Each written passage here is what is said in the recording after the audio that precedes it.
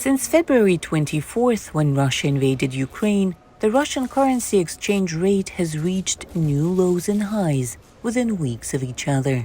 In the early days of Russia's invasion of Ukraine, financial experts predicted that in the near future, the dollar and euro would cost over 200 rubles.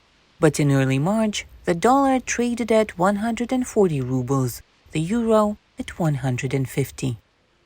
When the sanctions were introduced, they made the demand for rubles collapse, because it forbade most companies around the world from transacting in rubles. It prevented Russian companies from transacting in dollars, so dollars became very scarce for Russians. Rubles became very plentiful, the ruble depreciated. In early May, both the euro and the dollar traded at less than 70 rubles.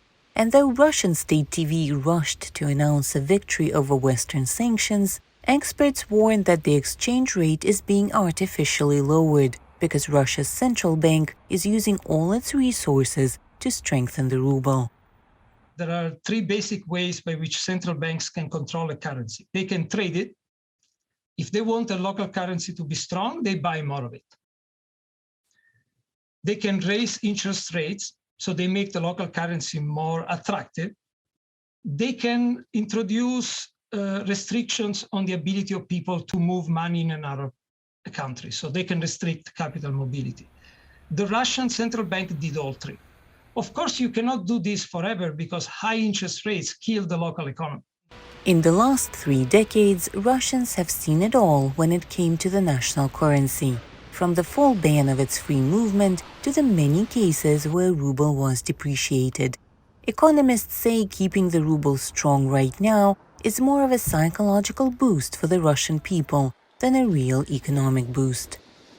They look at the graphs, they see that the graph is pointing upwards, so they see a stronger ruble, and supposedly that gives them greater confidence in the government. But there is no economic argument that you make that to benefit the Russian economy right now, you need a strong ruble. In fact, you can make a reasonable argument that Russia would benefit from a weaker ruble. That's because Western sanctions have forced Moscow to refocus its energy exports into developing countries and Asia.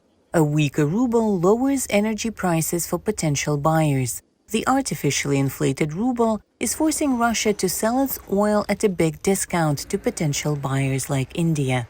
It's a short-term solution. The Russian central bank is not allowing the Russian economy to sweat. In the short term, the ruble is stabilized. In the long term, the Russian economy will pay the price.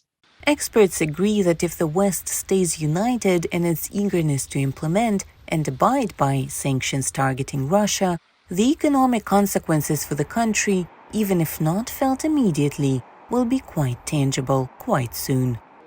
Anna Rice, VOA News, Washington.